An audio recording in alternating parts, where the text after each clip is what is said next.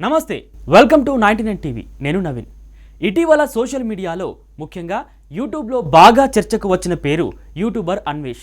Travelling వీడియోలతో పాటు కొత్త దేశాలు, కొత్త సంస్కృతులు చూపిస్తూ లక్షలాది మందిని అన్వేష్ ఆకట్టుకున్నాడు. అలాంటి అన్వేష్ ఒక్కసారిగా ఇక ట్రావెలింగ్ ఆపేద్దామనుకుంటున్నాను అని చెప్పడంతో చాలా మందికి షాక్ తగిలింది. ఎందుకంటే అతని ప్రయాణాలే అతని గుర్తింపు, అతని వీడియోలే చాలా మందికి ప్రపంచాన్ని చూపించిన కిటికీలా ఉన్నాయి. అన్వేష్ రిలీజ్ చేసిన ఒక వీడియోలో తన మనసులోని మాటలను చాలా ఓపెన్గా చెప్పాడు. ఇప్పటి వరకు తాను 130 దేశాలు తిరిగానని, ప్రపంచంలో చూసేదంతా దాదాపు చూసేశానని అన్నాడు.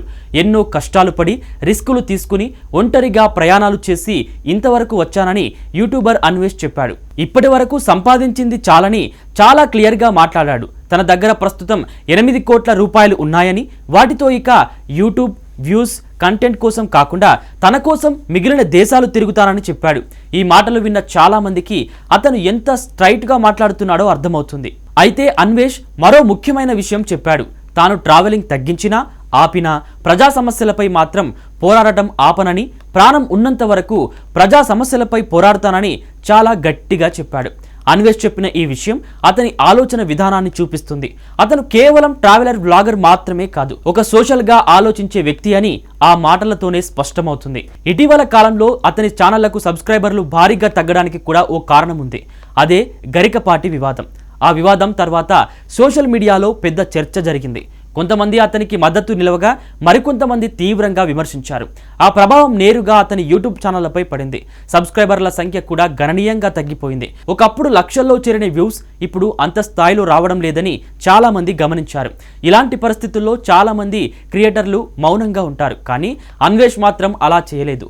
నేరుగా కెమెరా ముందు వచ్చి తన ఫీలింగ్స్ చెప్పాడు. డబ్బు, ఫేమ్, సబ్స్క్రైబర్లు ఇవన్నీ జీవితంలో ఒక దశ వరకే ఉపయోగపడతాయని, అంతకు మించి మనసుకు శాంతి ముఖ్యం అని అతను నమ్ముతున్నట్లు చెప్పాడు. అందుకే ఇక తన కోసం బ్రతుకుతాను అనే స్టేట్మెంట్ అతని వీడియోలో బలంగా వినిపించింది. ట్రావెలింగ్ అనేది అతనికి కేవలం వృత్తి కాదు, ఒక అలవాటు, ఒక జీవన విధానం. అయినా కూడా ఒక దశలో ఆపాలని అనుకోవడం అంటే అతను లోపల ఎంత ఆలోచించాడో అర్థం చేసుకోవచ్చు. ప్రపంచం మొత్తం తిరిగిన తర్వాత కూడా మనిషికి కావాల్సింది ప్రశాంతతే అని అతని మాటలు చెబుతున్నాయి. యూట్యూబ్ కోసం పరుగులు, కంటెంట్ ఒత్తిడి, ట్రోలింగ్, వివాదాలు ఇవన్నీ కలిసి అతన్ని ఈ నిర్ణయానికి తీసుకువచ్చినట్లు అర్థమవుతుంది. అన్వేష్ ప్రయాణం చాలా మందికి ఇన్స్పిరేషన్ గా మారింది. ఒక సాధారణ వ్యక్తిగా మొదలై ప్రపంచం మొత్తం తిరిగే స్థాయికి చేరడం అంటే చిన్న విషయం కాదు. అదే సమయంలో అవసరం అనిపించినప్పుడు వెనక్కి తగ్గడం కూడా ఒక రకంగా ధైర్యమే. డబ్బు సంపాదన ఒక హద్దు వరకు సరిపోతుందని, జీవితం అంతకు మించిందని చెప్పే ఉదాహరణగా అతని మాటలున్నాయి. ఏది ఏమైనా అన్వేష్ ట్రావెలింగ్ తగ్గించాలన్న నిర్ణయం అతని వ్యక్తిగత ఎంపిక. కానీ ప్రజా సమస్యలపై పోరాటం చేస్తానన్న మాట మాత్రం అతని అసలైన స్వభావాన్ని తెలియజేస్తుంది.